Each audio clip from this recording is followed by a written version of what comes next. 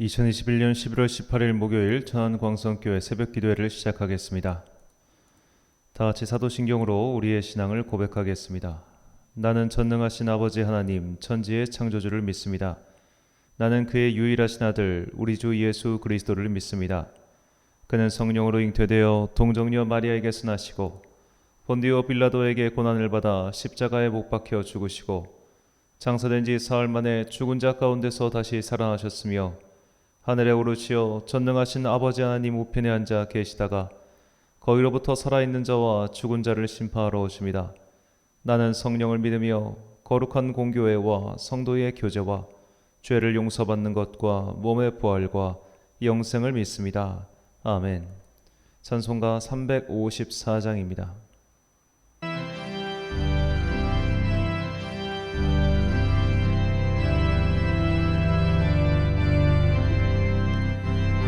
모하는 자 올라가 독수리같이 모든 싸움 이기고 근심 걱정 벗은 후 올라가 독수리같이 왕모하는 자 주항모하는 자 내가 강건하리라. 주를 항모하는 자 걸어가 고단치 않네. 걸어가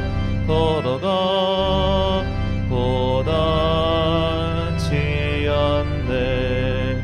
주항모하는 자 주항모하는 자 내가 강건하리라.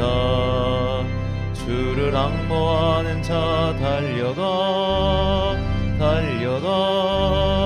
피곤치 않네. 전성 모두 향하여 면류관을 얻도록 달려가 피곤치 않네. 주항모하는 자 주항모하는 자 내가 강건하리라. 주를 항모하는 자 올라가 독수리같이 은혜 안에 뛰돌며 주의 영광 보리라. 올라가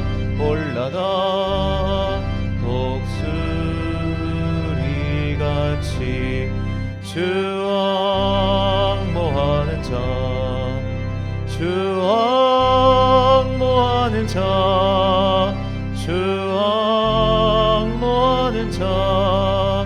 내가 강건하리라.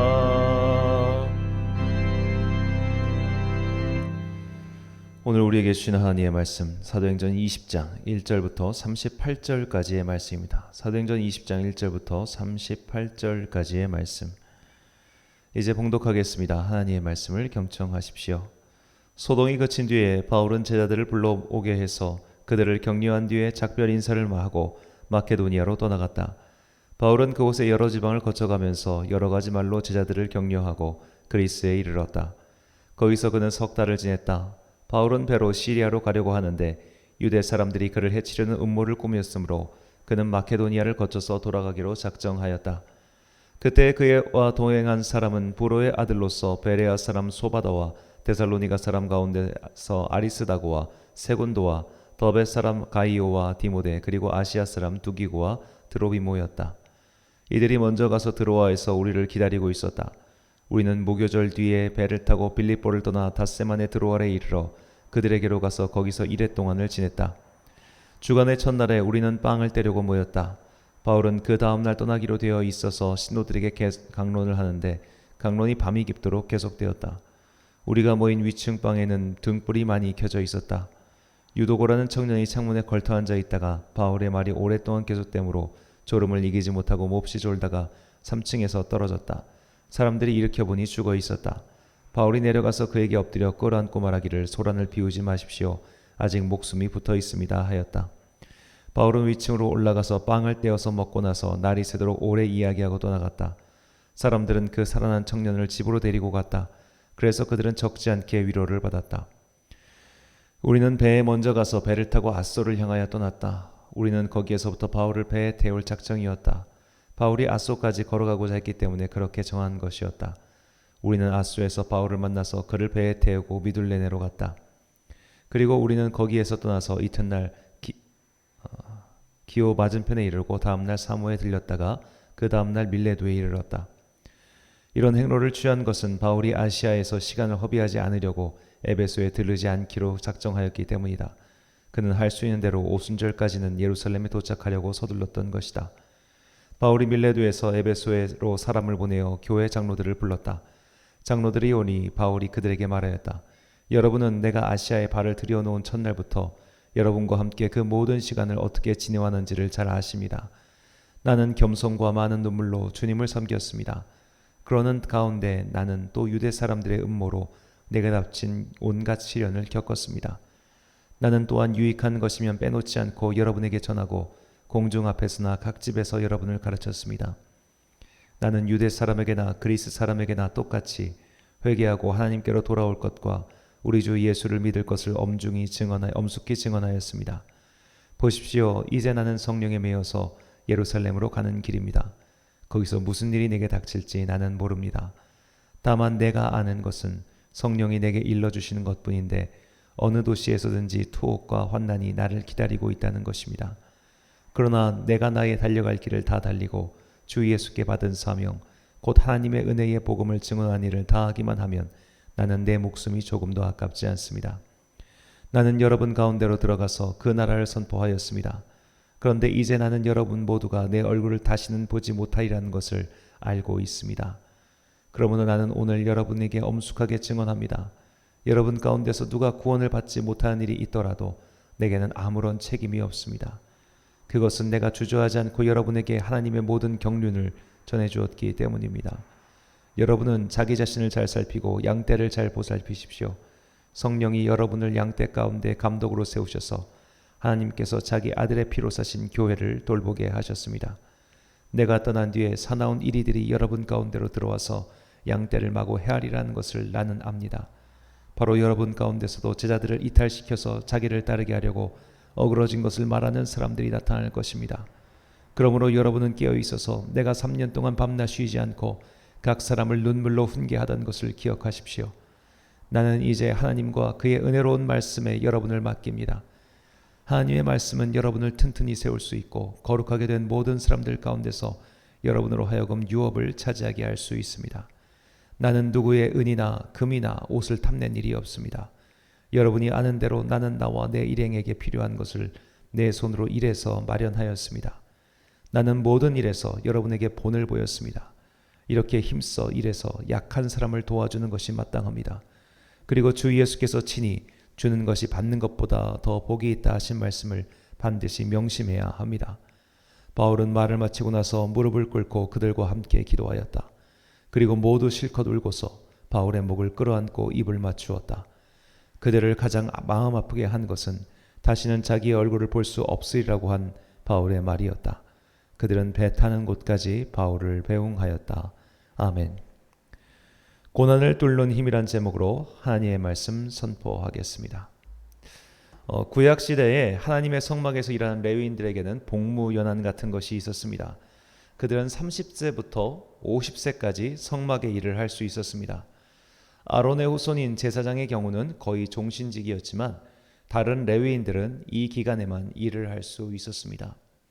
하나님께서 30세부터 50세까지로 그 복무 연한을 정하신 것은 아마도 성인 남성의 정신과 육체가 그 기간에 절정에 달하기 때문이라고 생각합니다.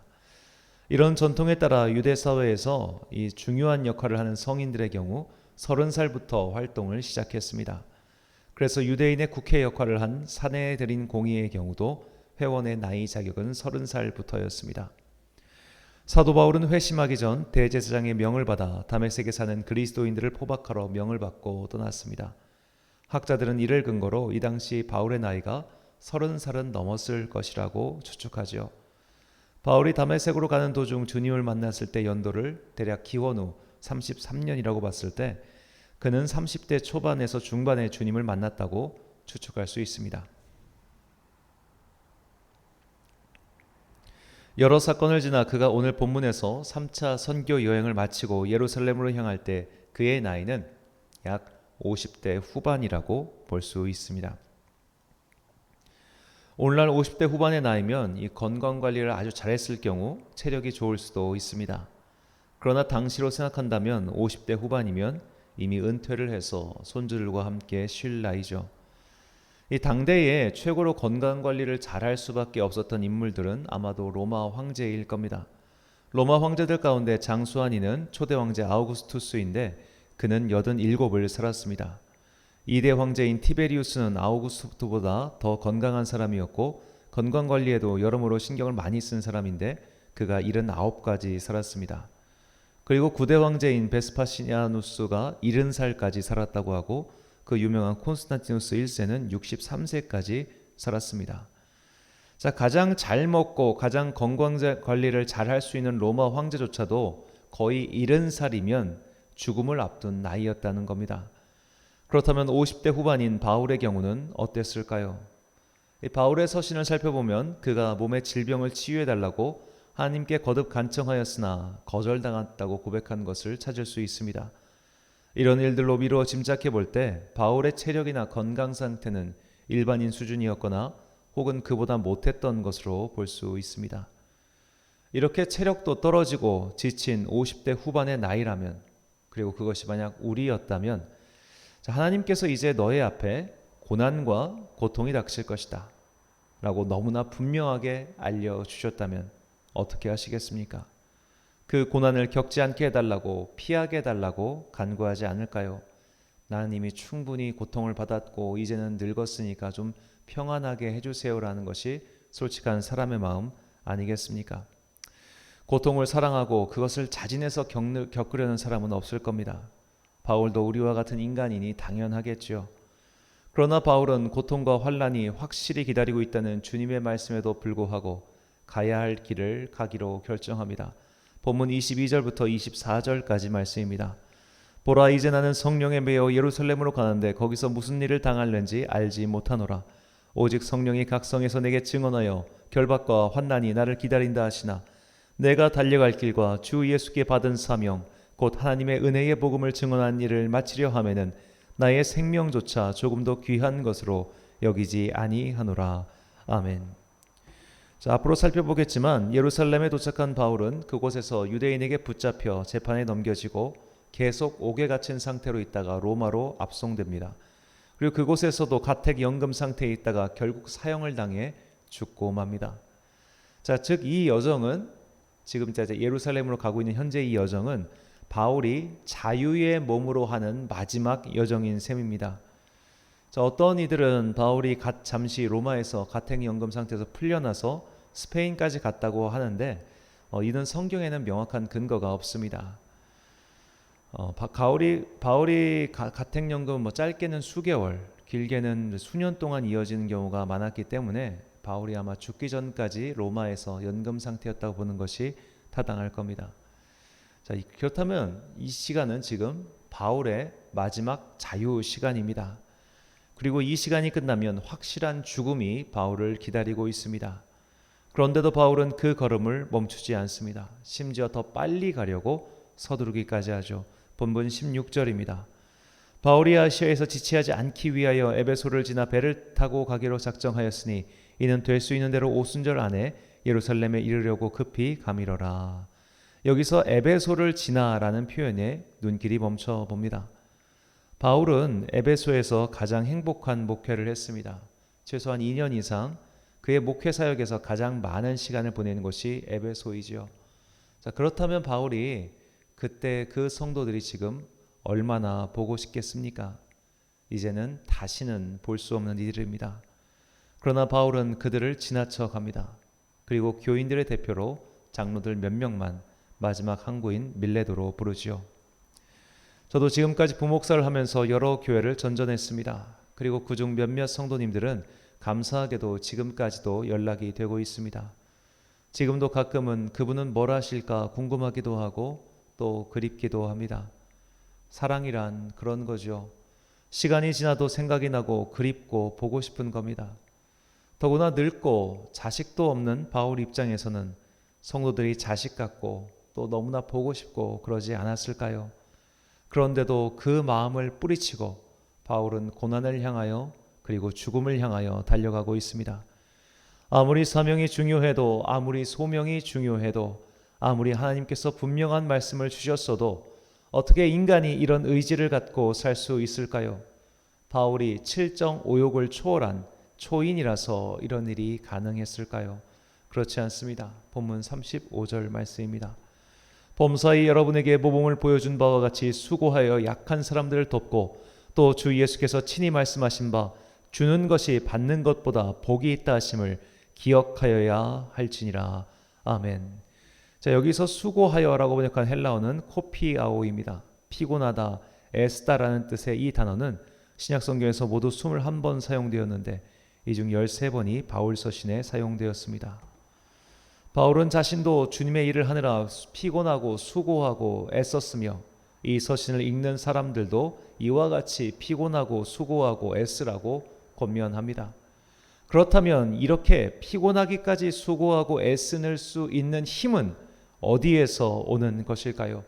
바울의 의지와 그리고 그만의 특별한 힘 때문이었을까요? 그렇지 않습니다. 골로새서 1장 29절 말씀입니다. 이를 위하여 나도 내 속에서 능력으로 역사하시는 이의 역사를 따라 힘을 다하여 수고하노라. 아멘. 바울의 비범한 삶은 비범하게 역사하신 성령님의 능력 때문이었습니다. 그가 초로의 나이리에 인간의 정리에 휘둘리지 않고 인간의 약함에 굴복하지 않고 죽기까지 두려움 없이 싸울 수 있었던 것은 바울 개인의 위대함이 아니라 그의 안에서 역사하시는 주님의 위대하심 때문이었습니다. 이것이 오늘 우리에게 주시는 주님의 메시지입니다. 인간이 인간의 힘으로 싸우면 그저 인간의 싸움에 불과합니다. 그래서는 인간의 정리, 인간의 마음, 인간의 관계에 휘둘립니다. 정에 치우치고 감정에 치우치고 환경에 치우칩니다. 무엇보다 고통과 죽음이라는 누구나 피하고 싶은 그 마지막 난관 앞에서 흔들릴 수밖에 없습니다. 바울이 이 모든 것을 돌파할 수 있었던 것은 바울 개인의 힘이 아닌 성령님께서 주시는 힘이었습니다. 우리가 바울과 같아져야 한다는 것은 그의 의지와 그런 마음의 힘을 배우자는 것이 아닌 그의 안에서 역사하신 성령님의 능력이 우리에게도 동일하게 임하시길 기도하는 것입니다. 바울이 인류사에서 유례없이 위대한 일을 할 수 있었던 것은 인류를 창조하고 다스리시는 주님의 능력이 그와 함께 했기 때문입니다. 예수님께서도 너희가 주님과 함께 한다면 나보다 더 큰 일을 하겠다 그렇게 말씀하지 않으셨습니까? 우리가 여러 가지 상황과 인간의 마음에 휘둘리지 않고 남들이 가지 않는 길, 남들이 거들떠보지도 않는 때로는 초라해버리고 때로는 피곤하고 많이 외로운 이 길을 갈 수 있는 것은 꿈을 이루기 위한 의지 충만 때문이 아닙니다. 우리는 성령 충만할 때 각자에게 주어진 이 소명의 길, 사명의 길을 끝까지 갈 수 있습니다. 그래서 주님께서는 우리에게도 이렇게 말씀하십니다. 마가복음 9장 23절 말씀입니다. 예수께서 이르시되 할 수 있거든이 무슨 말이냐? 믿는 자에게는 능히 하지 못할 일이 없느니라. 아멘. 사랑하는 천안 광성교회 성도 여러분, 그리고 이 새벽을 함께 깨우고 계신 귀한 주님의 자녀 여러분, 바울은 내게 능력 주시는 자 안에서 능히 하지 못할 일이 없었다고 고백했습니다. 그가 남달랐기 때문이 아니라 그의 안에서 인간과 비교할 수 없는 능력의 영께서 임하시어 일하셨기 때문에 가능했습니다. 이것은 모든 성도에게 주는 도전이자 과제입니다. 사람의 마음과 사람의 힘으로 하면 결국 지쳐서 나가 떨어지고 맙니다. 세상의 일이 쉬운 것은 눈에 보이기 때문이죠. 반대로 믿음의 길이 어려운 것은 목표와 과정과 결과가 눈에 보이지 않기 때문입니다. 마치 한 치 앞을 볼 수 없는 길을 걸으면 신경이 곤두서서 엄청 피곤해지는 것처럼 믿음의 길, 보이지 않는 하나님 나라의 길을 가는 것은 사실 어느 누구에게나 피곤하고 지치는 일입니다. 그래서 믿음을 지키고 하나님 나라를 기다리는 자는 모두 성령 충만해야 합니다. 성령의 힘이 없이는 결코 이 여정을 끝까지 갈 수 없기 때문입니다. 사람과의 관계에서 위로를 찾지 마십시오. 좋은 인간의 말에서 힘을 얻지 마십시오. 듣기 좋은 노랫가락에서 위로를 얻지 마십시오. 자기 만족의 힘으로 일하지 마십시오. 결국 무익하고 쓸데없는 것입니다. 오직 성령 충만으로 주님의 영이 주시는 그 변치 않고 영원한 힘을 의지하여 내 앞에 놓인 환경과 고난을 뚫고 끝까지 전진하는 주의 자녀들이 되시길 간절히 축원합니다. 기도하겠습니다. 사랑과 내가 충만하신 아버지 하나님, 초로의 나이인 바울은 인간의 정리를 모두 포기하고 환난과 결박과 죽음이 기다리는 그 길을 향해 갔습니다. 이제 그의 자유는 끝이었습니다. 사랑하는 이들과 만날 수도 없었습니다. 하고 싶은 일을 마음껏 할 수도 없었습니다. 그리고 이제 그는 늙고 지쳤습니다. 그런데도 바울은 그 길을 뚫고 갔습니다. 주님께서 그에게 힘을 주셨기 때문에 가능했습니다. 우리도 바울과 같이 주님의 힘을 의지하여 살기 소망합니다. 인간관계의 힘으로 믿음을 지킬 수 없었습니다. 일과 봉사의 보람으로도 믿음을 지킬 수 없었습니다. 찬양의 즐거움이나 감각의 만족으로도 믿음을 지킬 수 없었습니다. 우리의 믿음을 지켜주시고 우리를 주님 나라로 향해 끝까지 이끌고 가는 힘은 오직 성령님의 힘임을 믿사오니 오늘도 주님의 자녀들에게 성령 충만의 은혜를 내려 주옵소서. 오늘은 대학 수학 능력 시험이 있는 날입니다. 이 새벽부터 나가서 시험장에 앉아 마음을 가라앉히고 준비하는 그들에게 역사하시어 힘과 능력을 주옵소서. 낯선 환경에서 시험을 치르는 것이 익숙치 않아 여러모로 마음이 어지러울 터인데 이를 성취하시고 인도하시는 주님의 능력을 믿고 이 작은 난관을 슬기롭게 이겨내는 주의 자녀들이 되게 하옵소서. 새벽과 저녁으로 일교차가 심합니다. 연로하신 우리 성도님들의 건강을 주님께서 지켜주시고 육신의 힘이 닿는 동안 열심히 기도하며 하늘나라의 소망으로 살아가는 천국 백성이 되게 하옵소서. 각자의 자리에서 열심히 일하는 성도들에게 힘과 능력을 주시고 특히 널리 퍼지고 있는 코로나 바이러스의 마지막 위협으로부터 언제나 지켜주옵소서. 오늘도 참 좋으신 우리 주님의 은총과 평강이 함께 하시길 소망하며 예수님의 이름으로 기도드립니다. 아멘. 주기도문 하심으로 새벽 기도회를 마치겠습니다. 하늘에 계신 우리 아버지, 아버지의 이름을 거룩하게 하시며 아버지의 나라가 오게 하시며 아버지의 뜻이 하늘에서와 같이 땅에서도 이루어지게 하소서. 오늘 우리에게 일용할 양식을 주시고 우리가 우리에게 잘못한 사람을 용서하여 준 것 같이 우리 죄를 용서하여 주시고 우리를 시험에 빠지지 않게 하시고 악에서 구하소서. 나라와 권능과 영광이 영원히 아버지의 것입니다. 아멘.